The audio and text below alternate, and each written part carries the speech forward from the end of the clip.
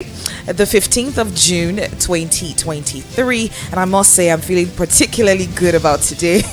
My name is Geseria, by the way. Ali, how you doing? You're good? Yeah, I'm good. Certainly. Good, very, very good. Raring and ready to go. Are you happy with some of the headlines in the news today? Yeah, the headlines are so catchy, some controversial, but there is actually one that is making me a bit nostalgic. I'm not too okay about that headline. But let's start with the biggest of it all, the one that came like tsunami last night.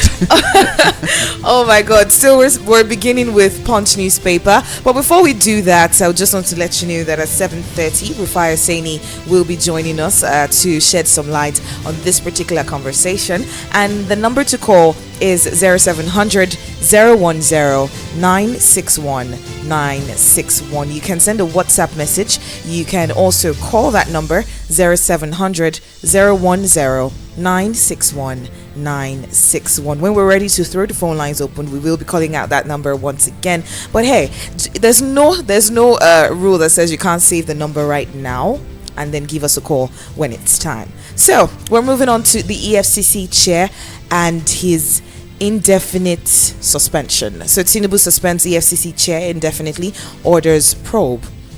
The President, Bola Ahmed Tinubu, has indefinitely suspended the chairman of the Economic and Financial Crimes Commission, Abdurrashid Bawa, from office. The Director of Information in the Office of the Secretary to the Government of the Federation, Willie Bassi, who stated this in a statement on Wednesday, disclosed that the suspension was meant to ensure investigations into weighty allegations of abuse of office against the suspended EFCC chairman.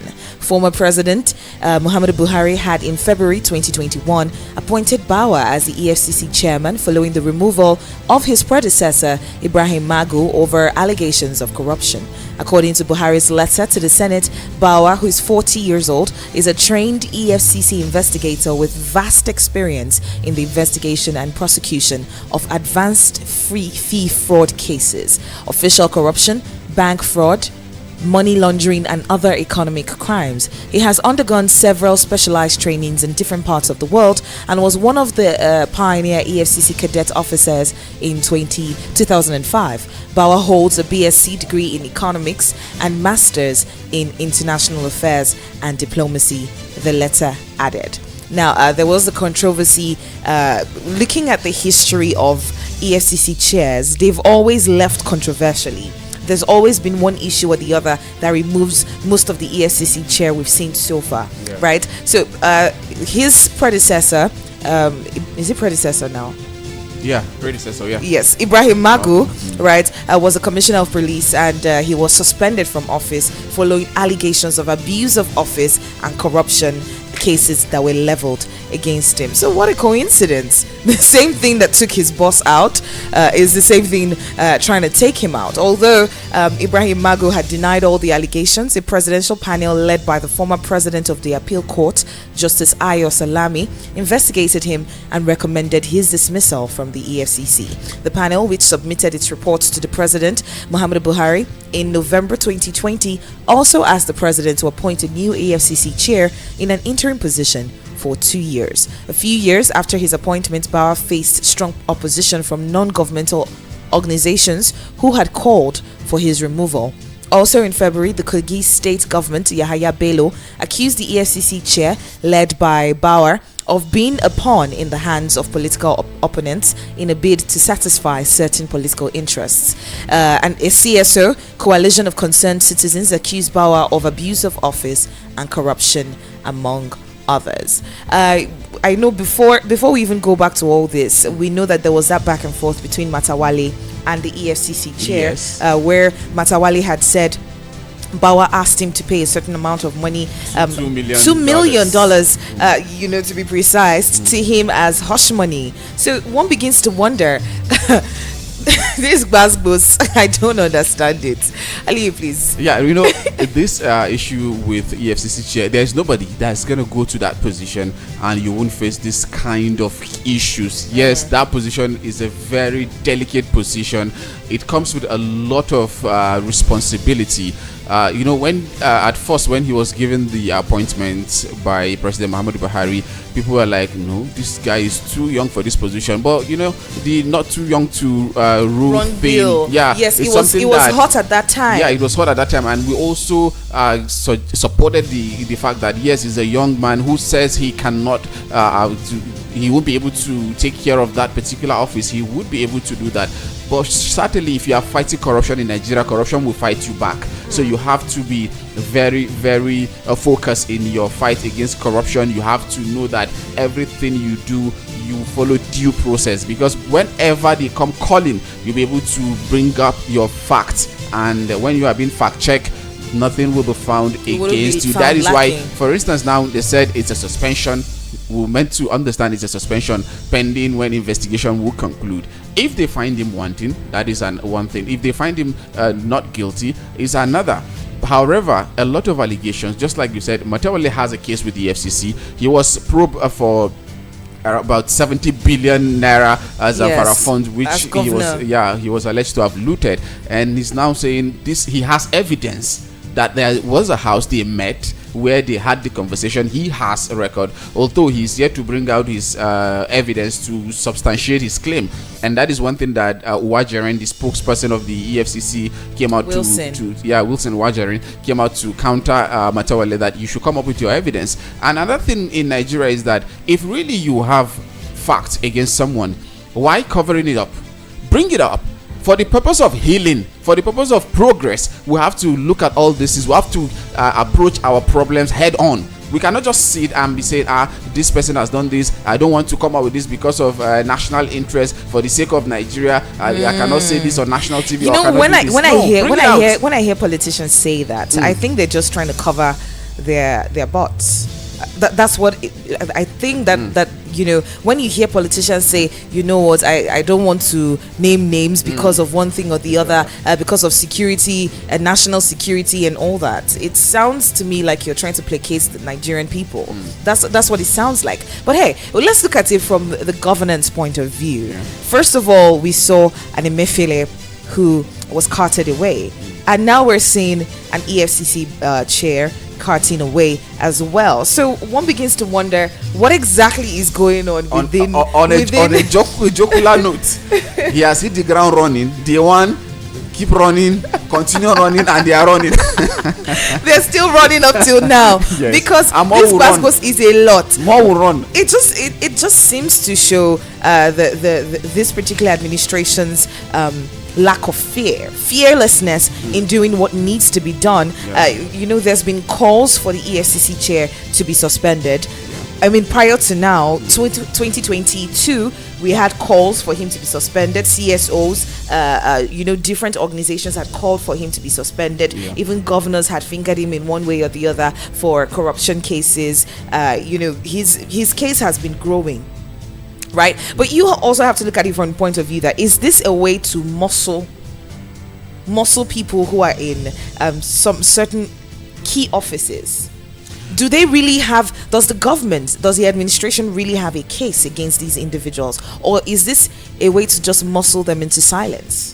The truth is that this kind of positions, you are exposed to a lot of money. It needs you to have some sort of self-discipline, financial discipline, for you to be able to see those kinds of money and close your eyes. A lot of people, a lot of policies in Nigeria or agencies in Nigeria, it's just that we're doing like money changes hand, not going to government. We've had a lot of recoveries by government agencies, but where is the money?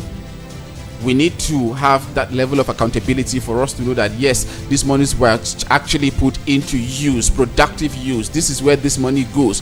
We only hear figures. EFCC will tell us, he told us that he made a huge recovery, which we all know. He made a huge recovery in terms of looted funds by other prominent Nigerians. But where are those monies? Some will tell you that they retrieved the money to just change hands.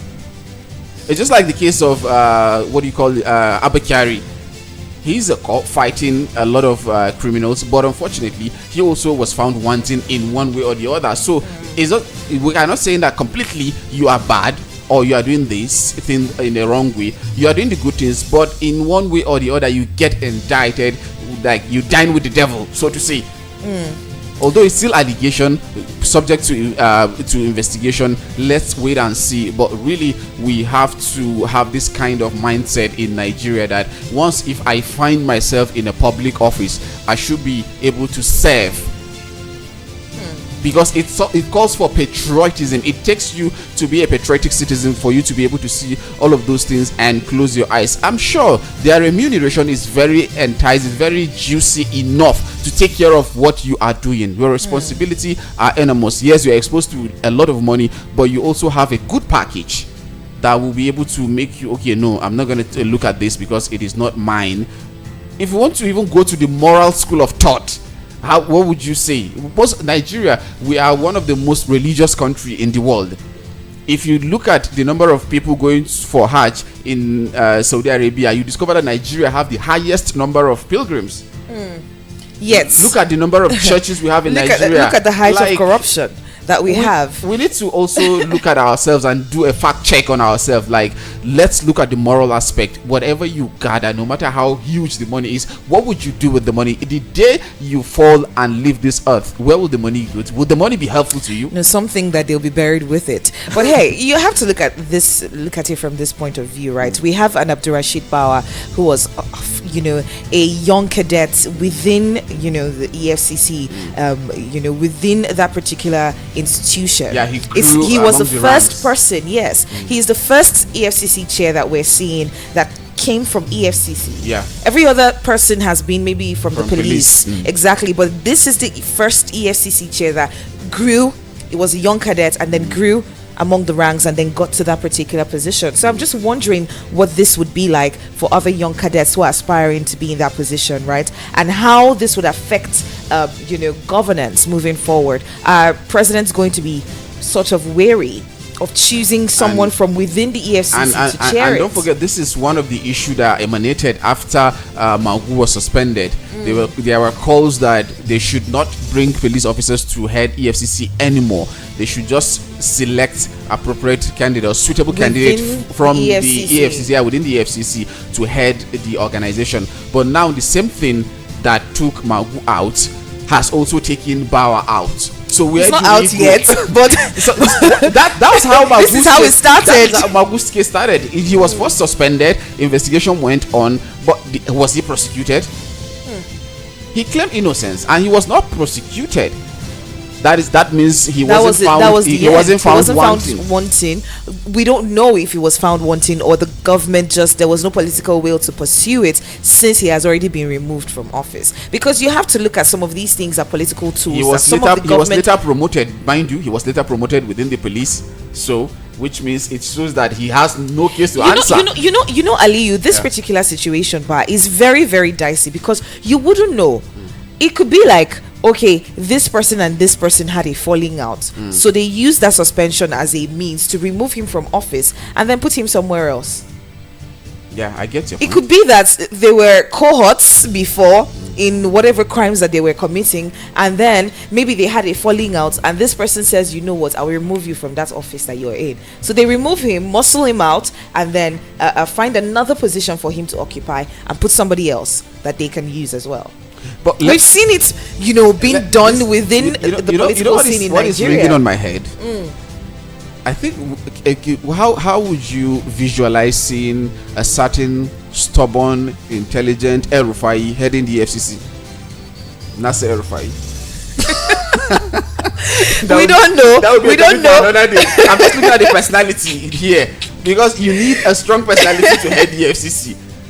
Oh my God. And one also has to look at the strength of the EFCC chair, even though we don't know what exactly his health situation was. There was that issue of him slumming. I think it was last year or 2 years ago. He slummed. So did he have the strength to carry out his activities? Did he have the good health to carry out his activities? Although they said he was overworked, then that was what the end of it. Yeah, it's not as if he has a peculiar or terminal case like that. It was just an issue of being overworked, and he just blacked out. All right. Do well to call us 0700 Emefiele has been suspended. The EFCC chair has gone as well, and we saw that play out with Ibrahim Magu, which brought in a Bauer. So one begins to wonder, you can even go back as far back as Ribadu. Exactly. No Ribadu, like you could go. Oh Lord.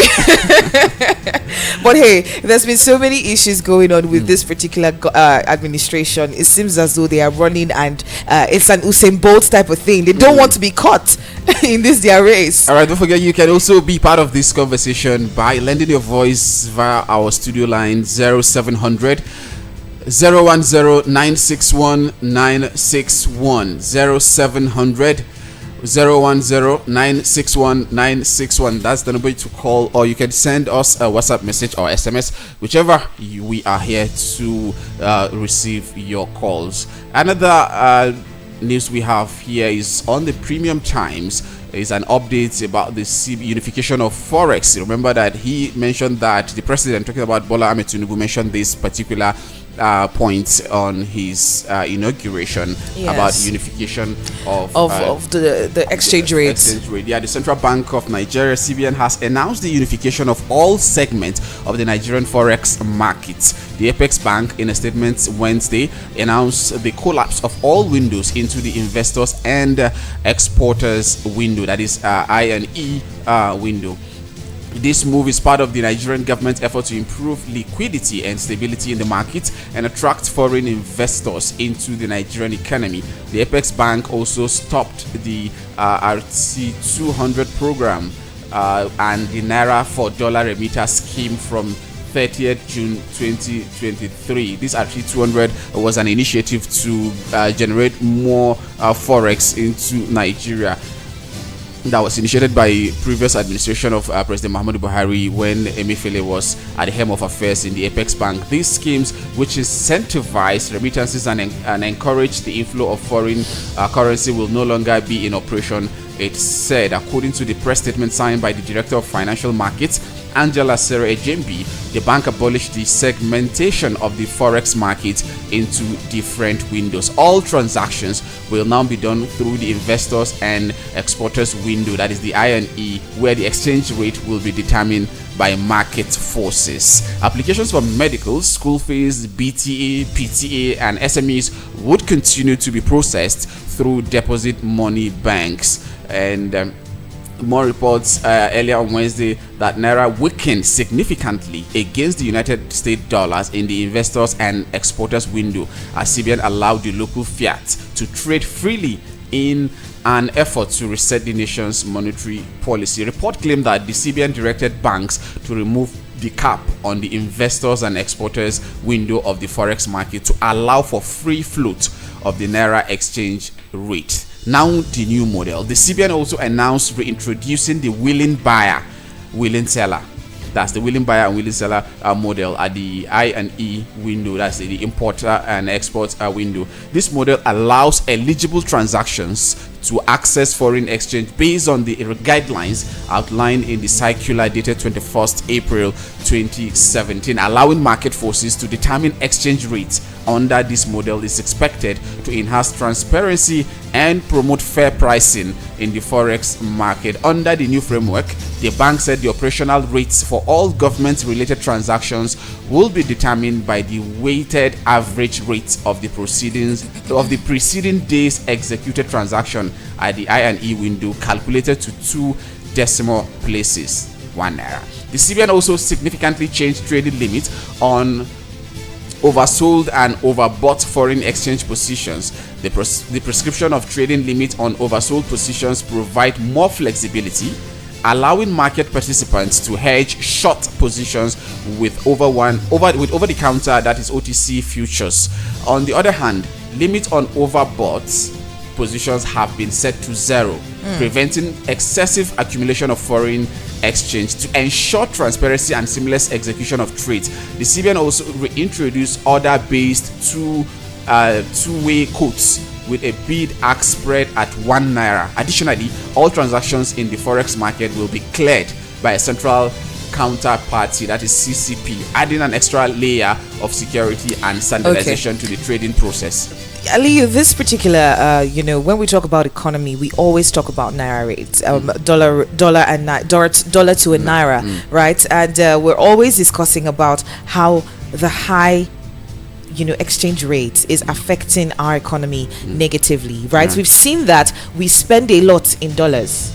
But we make money in naira, but we spend in dollars. That makes it pretty expensive for a country who has a revenue generation problem. So this particular, fit is a good one, even though we'll try to get an economist to come and explain what this, would look like for the economy and how this would affect you as a Nigerian trying to do business within the confines of Nigeria.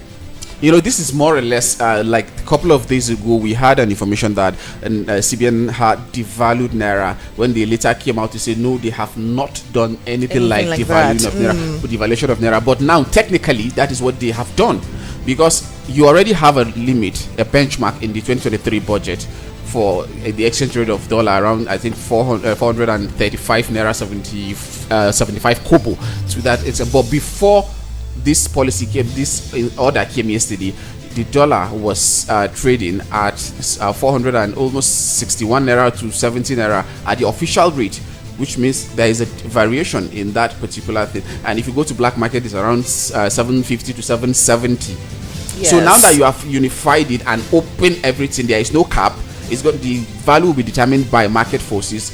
Automatically, it has already affected the value of naira. You get, so now that you have no cap, the market forces determine the price. And one thing, yes, the positive is that it's going to encourage foreign investors to come, because they already know that we have a uniform exchange rate. If I'm bringing in my money, this is the rate at which I'm going to change it. But in the past, you don't know, are you going to use the official rate? Are you going to use the black market rate? Then on the other part, though we're going to bring an economist to certainly dissect this issue, but on the other hand, part of the disadvantage of this is that the market forces, the major players in the market, can hold the dollar.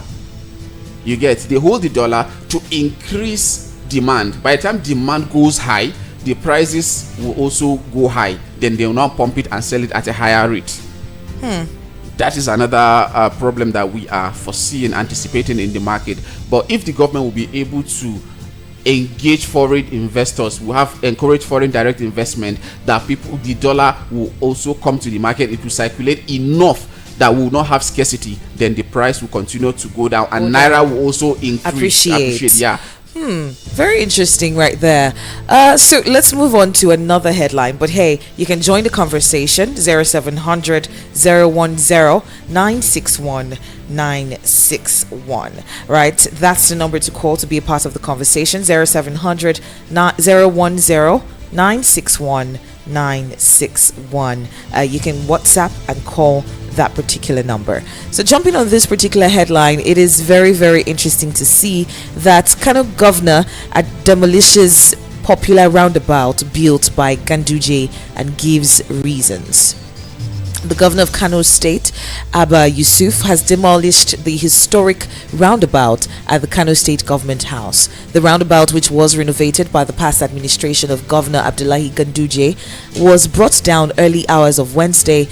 In just his first week in office, the governor Yusuf-led administration commenced demolition of some structures in the state built under the Ganduje's tenure, which the current government termed illegal structure.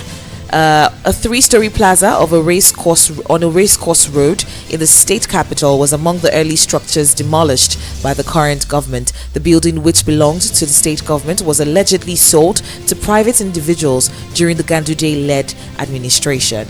The Douala Hotel structure, developed by Lamash Property Limited, was also demolished, with the developers later announcing their intention to sue the government and demand 10 billion naira compensation. The company's director of sales, Aliyu Abubakar, in a statement to reporters, criticized the government for disregarding the principle of fair hearing. the Kano government has come out to talk about why they demolished that particular roundabout. The Kano state government gave reasons. In a statement, the chief press secretary to the governor, Sanusi Tofa, said the roundabout was destroyed because it was substandard. The statement added, this is because it is done with used foam work and too much sandy materials instead of normal cement concrete. Also, the structure is too tall to be placed in front of the government house as it defaces its main gate, which blocks the view of security surveillance. Additionally, it poses traffic challenges around the area because of its size, blocking the view of drivers accessing all routes linked through the roundabout. The government wishes to make it clear that it became very necessary to take down the structure for the purposes of immediate reconstruction and downsizing to ensure visibility of the government house entrance and safety of motorists.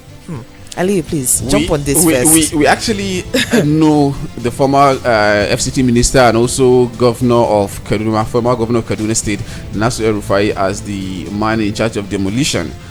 In Hausa, they call him Meruso. Just like a caterpillar that will come and destroy things.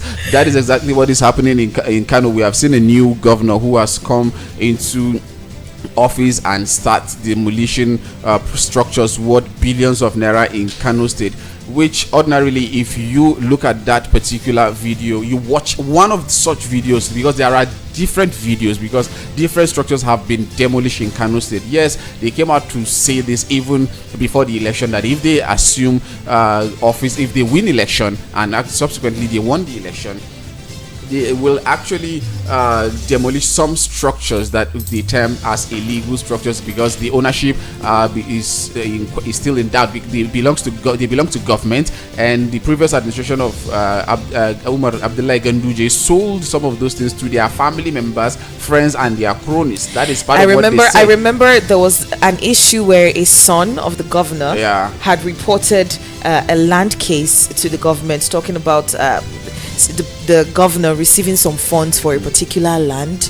There was some issue between the family, the Kano State governor, the previous Kano State governor, and his family. There was that issue, of collecting monies to speed up the process of obtaining a particular land in Kano State. But this particular issue, we've seen it play out time and time again, where a governor comes in, and because he's a rival with the outgoing governor, there's one issue or the other. We saw that happen in Rivers State. Wike and an Amechi, there was that back and forth with them. So now we're seeing something like that play out, because how else will you explain millions that have gone down the drain in this demolition? I saw one of the buildings, right? I saw a before and after of that particular building, and it was absolutely ridiculous. This building could be used to generate funds for the government. You could seize that building. Yes, you say the plot of land upon which that building is standing belongs to the government. So you can actually take that property and do with it as you like, following the rule of law. Right? You cannot just come ahead and demolish, waste money, because it's like you have the naira in your hand and you're setting it on fire with matches. People are even saying, how would you term this as not political demolition? Because you just came into office, you are yet to set up your cabinet. You should have waited. When you set up a cabinet, you set up a committee, they will investigate. But even before coming to office, you already made up your mind that what this person did, this legacy, do and undo. Going to do and undo on do this you person's remember legacy. that video that Ganduje just stood up and the Abba Yusuf refused to sit on that particular chair? This was during his inauguration as governor, right? He was sitting down. Ganduje was sitting down on a particular chair, and Abba Yusuf, he stood up and left, and Abba Yusuf refused to sit on that chair. He moved to go and sit on another chair. I'm like, that's what the beef reached. Because the beef is, and now we're seeing something else play out, and it's beginning to be sort of worrisome. And now let's look at the impact this is going to have on the masses, because a lot of people, means of livelihood depends on those businesses. Exactly. The shops demolish. Now it has plunged a lot of youth in Kano who already have what to do, means of livelihood, gainfully employed youth. Now they don't have. a lot of criminals coming to steal materials from the side. As in, what impact are you going to leave the state with? I believe that you want to, the first line of action for you to, as a governor, is to empower your citizens. And how do you empower them? By creating business ventures that these people can tap into. How many people can the government employ? All right, let's join Rufai in this conversation. Good morning. Good morning, Rufai. Morning. How's it going? How are you? I'm fine, thank you so much. So we're seeing so many things to talk about this particular morning. Let's begin with the Kano government demolition of buildings in Kano State. Rufai, do you think this is politically motivated? Because I'm trying to understand or wrap my head around why millions, billions of dollars will be literally burnt down the drain, thrown down the drain, in the name of, demolishing different properties around the state. I mean, I don't think that's fair, and I don't subscribe to the idea of demolishing buildings, even if there are problems as regards tightening of the buildings and all of that. I don't think that's economically sensible. I think what you can do is acquire buildings like that and get economic value from them as much as possible, and try as much as possible to be able to plow back the economic value into the state. I don't think it's fair. I've been seeing a lot of the demolition. I'm like, no, this is waste, and it's not good for us to waste in a society like this. All right. Do you think that this beef between the Kano State Governor Abba Yusuf and Ganduje, because I don't know if you saw that video that was trending at some point where Abba Yusuf refused to sit on a seat where Ganduje just stood up from. I don't know if you caught that video, but there seems to be. I saw that video. Politicians will have feuds. Let's not forget in a hurry that Ganduje at some point and Kwankaso used to be best of friends. Yes. Yusuf now is Kwankaso's closest ally. But as time goes on too, we're human beings, they too can fight. Yeah, so let's be very careful with things, In fact, I was talking to a very good friend of mine, a very top Nigerian, and I was telling me that the very first time he went to meet Kwankaso, when Kwankaso was still defense minister, that Ganduje was his special advisor or something, and he was a strong man. And Kwankaso said some very glowing things about Ganduje. Before they went back and he was governor and deputy governor, so they were at a point Kwankaso and Ganduje were best of friends. Yes. But you see, the thing about that corrupts absolutely, so people fall out, and when they fall out, they expect us to now start getting in the middle of their fallouts. But when they make up, the funny thing is they never tell you.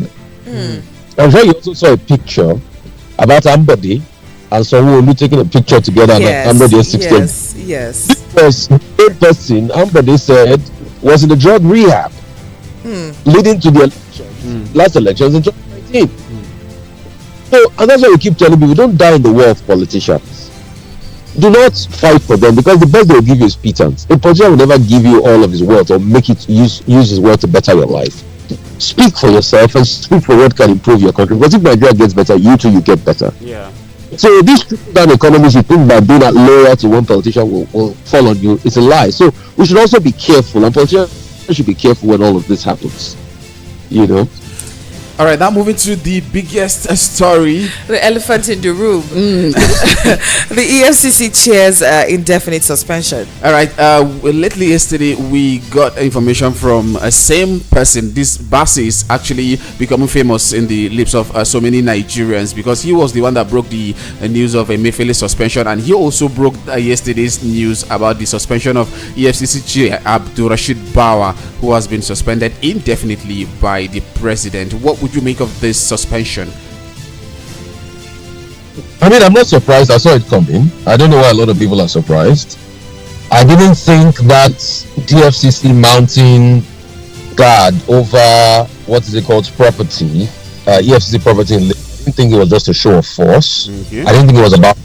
I think there was more to it, and many things are becoming obvious now. Even despite the fact that TSS said, "Oh, it was about land and all of that," and EFCC is the issue about land. But all of a sudden now the EFCC chief is gone. It's always the case. You see, the thing about Nigeria is don't beat yourself up too much. The truth is, once you fall out of favor, you become an enemy. Once you are in favor, you can do no wrong. At some point, this Baba was the champion of all, but all is falling out of favor, and probably his face is not liked in these quarters. So he have to be kicked out. Just don't remember how Magu too was the king of the roost at a point. Yes. Magu was kicked out just as an Islamic panel was set up, but nothing came out of that panel. And that's why we say the DSS2 should please show the world what will come out of this, so that it's not just a trial by media like we like to do in this country. All right. Okay. Hang on. Yeah, go ahead. Go ahead, please. It's for human rights has to be respected. Just like I call for the respect of Emefiele's fundamental human rights. How many days now Emefiele has been taken into custody? We've not heard. He should be charged to court if they are done with their investigation. And has the DSS has gone back to court to ask for the court to grant them to hold Emefiele for long? No. So charged to court, just like I believe after the investigation with Barra should be charged to court. It's as simple as that. But it just shows you that when people are done with you, they move on. So today we have not seen the result of the investigation against Magu. Even despite the when Magu was ready, Magu could do no wrong. That the Senate did not confirm Magu, and Magu was allowed active for so many years. So we deliberately break the law in Nigeria when it favors us, and we do otherwise. And that's why we must keep this country a lawful country, not a lawless one.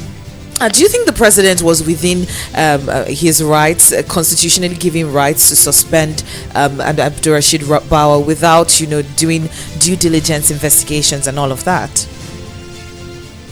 What?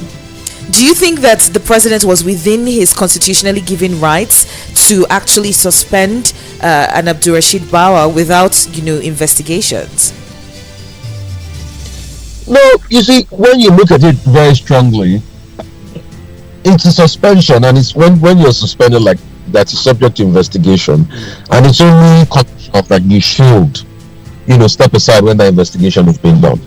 But the problem I have is most of those suspension leading to investigation, when the investigation is complete, we're never given a feedback as regards societal accountability to what the person did.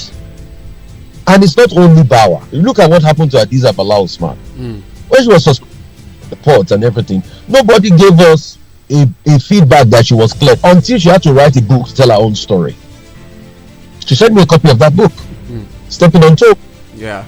So we know how Nigeria works. It's just the first case of a trial by media, and just to see everything so that the person will be pulled out. And we should be very careful, because even the person that they're using to replace what is it called today, Power today, you two should be careful.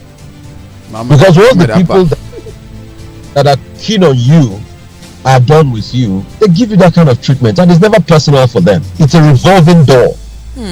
But don't forget the rule of law that says that these people should be accorded their fundamental human rights. So what is that fundamental human right? You can't hold them more than a certain period in custody. You need to charge them to court. So that's what I'm saying. Until today, I'm sure it's been over a week now. I'm not here, or maybe charge the Emefiele to court that you know about. You can tell me. All right. But maybe I've not seen. All right. With this EFCC chair debacle now, what would you say? Because we were having a discussion with Gesere earlier on before we linked up with you. Certain Magu left office in a controversial manner.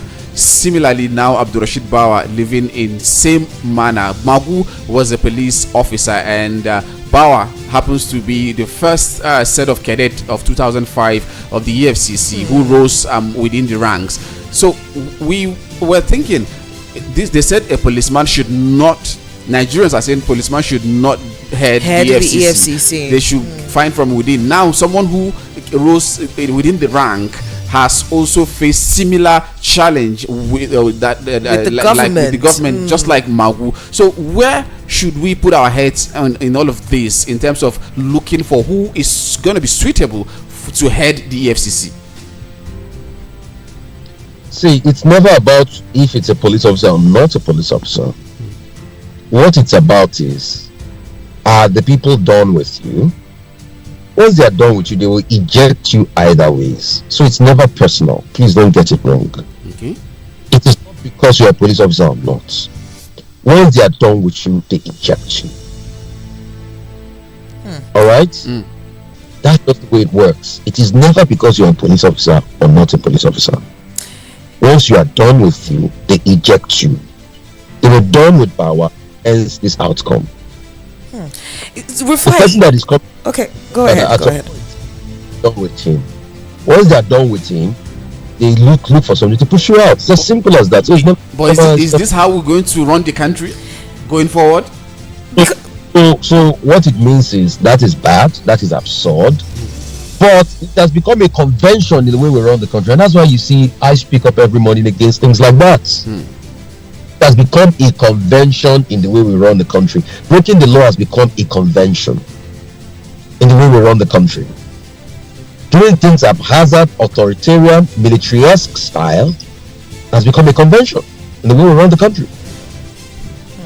Mr. Rufai, if you look at the way the EFCC is, I mean, they're meant to be run independently, right? And how truly independent can they be if the chair, the person that heads such an institution, is subject to removal by the president? There's sort of like an influence from the president into that particular office.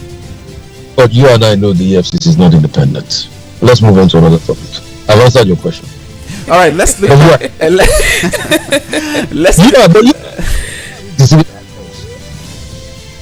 and I know that the EFCC is not truly independent. It still listens to some people. There are still so many people that have brought the law in Nigeria. You and I know. So let's move on to something else, Jerry. All right, let's take a look at this particular one. One of the promises made by Bola Ahmed Tinubu during his inauguration, where he said the unification of Forex window is going to be key in his administration. And yesterday, we got an information that the central bank announces unification of Forex window, abolishes naira for dollar scheme. So what it means now, there is no cap in terms of the dollar, and market forces determine how much a dollar goes against naira. What would you say about this? So let me give you some time to explain this. This might be the last thing I explain before we end the show. No problem. Give me some time. Okay. So there are two schools of thought. There's a conservative school of thought of economics and a liberal school of thought. The conservative school of thought says, okay, yes, government should hold on to the monetarist paths and try as much as possible to stabilize. That's what we've been doing for quite a while. That's why this was started.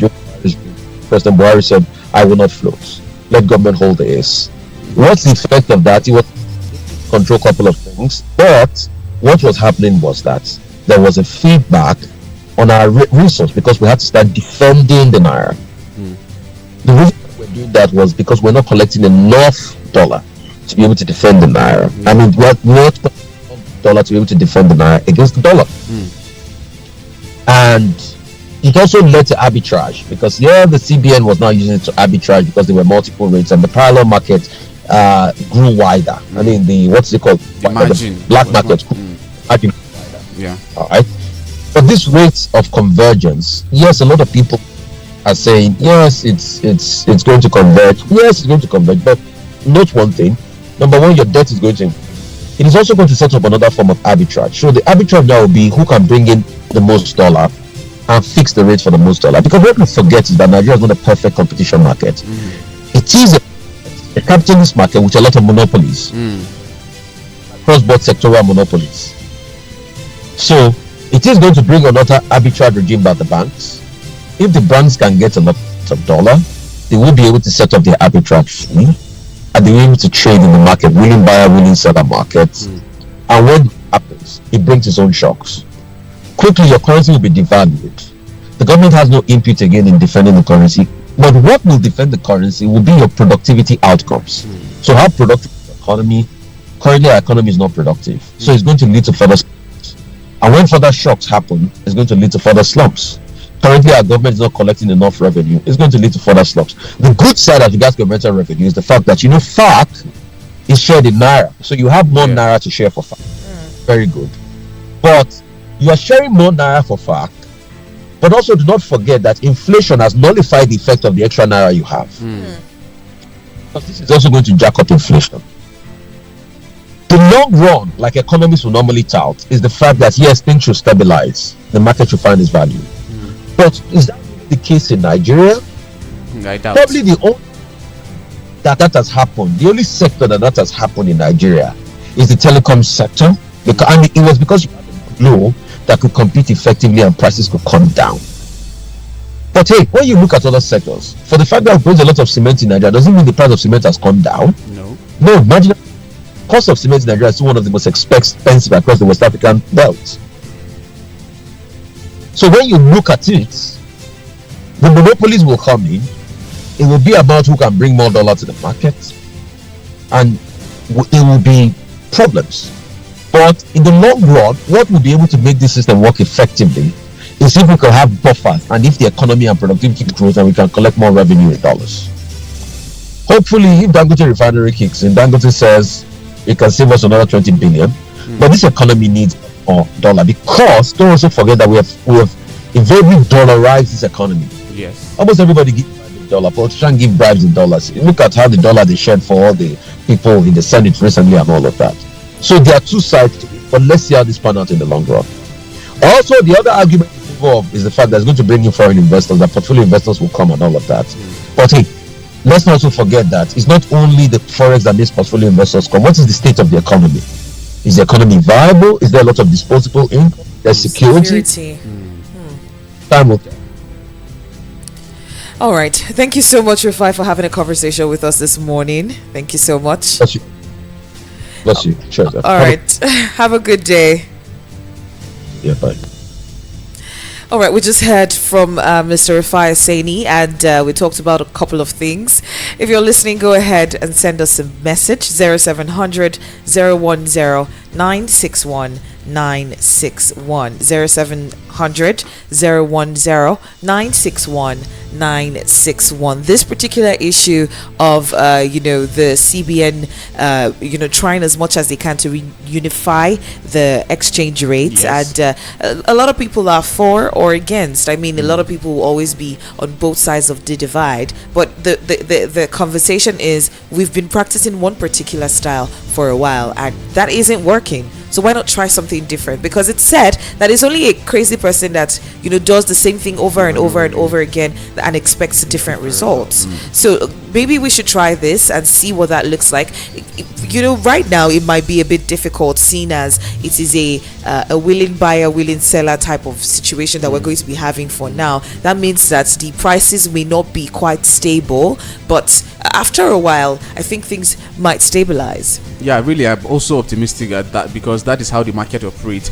Although in Nigeria we have a lot of peculiarities in terms of having prices, when they go up they hardly come down, and in other climes we would expect, or economically we would expect, that if they go up in the long run everything stabilizes and it becomes normal. But another thing is that he mentioned, one very key thing is that our debt servicing, we have a lot to pay, and by the time your value of naira comes down or goes down, you definitely going to pay higher dollar when you get there. And this is one of the biggest problem.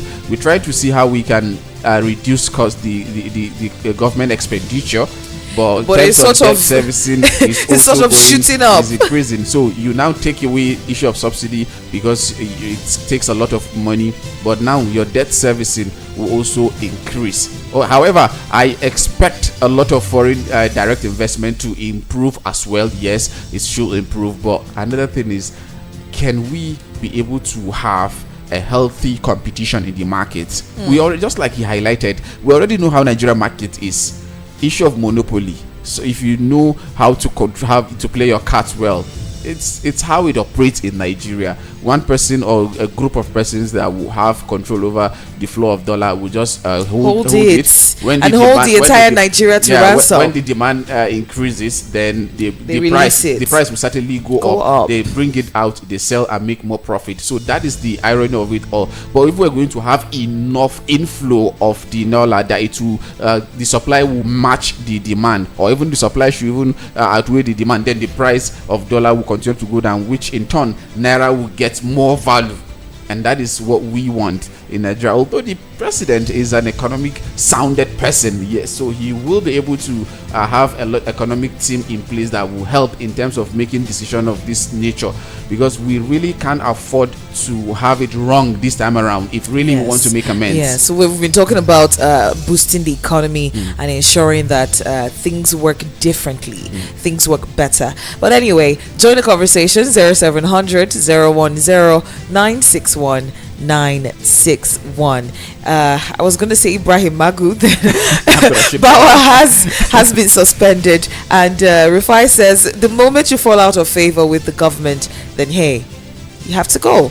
So is that what we're seeing right now? Has Abdulrasheed Bauer falling out of favor with the government, and he's been asked to go? Because we talked about that particular Lekki building. I think we covered that particular story, talking about the fact that the DSS rather had blocked the office of the EFCC in Lagos, Ikoyi, in Lagos State, and they had brought their what's it called? That's tank to barricade the entrance. To barricade. I'm like, why are you bringing a bazooka to a conversation? The conversation we won't get, but they bring bazooka, come the fight. How? So it wasn't really adding up, and now we're sort of seeing maybe that sort of had a bit of political intonation to it, where you're seeing the government trying to infuse or induce, using the DSS to induce the EFCC in one way or the other, even though the president had come out to say DSS, oh yeah, you people should stand down. But now we're seeing a different path that the president has taken to suspend the EFCC chair. Talking about the president, there is something I'm also looking at. During the electioneering campaigns, that's before election, he said he wants to consolidate on what President Muhammadu Buhari has built. And he tends to seems like he's cooling down. He aligned with President Muhammadu Buhari before he got to office, but now what we are seeing is really something different. What was on his mind was quite different from what he was saying from his mouth. That is what I'm seeing. He works within the APC. They are within the same political party. So are we expecting him to talk bad? Before he enters there, they've not even given you power. Before you enter there, you're talking bad about your predecessor. But that thing also demarcates him for sure, because a lot of people demarcate Tinubu, yes, because some people will be like, he wants to consolidate on what we already have. Oh, this is the same way that we demarketed him at that time. Yes, at that but time. Now a lot of people are sort of seeing a different tune. His stock is really rising now because we're seeing political will to actually do what Nigerians have been requesting for years, right? How that will play out, maybe we will be here with you to go through all the headlines always as they pop up, because best believe when a new administration comes into power, there's always this shaking of feathers, ruffling feathers, and doing and undoing, breaking down and uprooting, like we're seeing the Kano state government doing in Kano. So we're here for all of it. We're here for all of the drama, and as they play out, we'll definitely get very, very insightful analysis on some of these headlines. So you have to keep listening to Voice of the People 96.1 FM, and make sure your voices are heard. That is why we are here. We are termed Voice of the People. Now you have a voice. Make sure you don't sit on the fence. Jump on the conversation and be heard. Get our phone numbers, keep it in handy, and whenever we come up with anything you want to contribute, you just hit the call button and you get through to us in the studio. My name is Ali Udoma.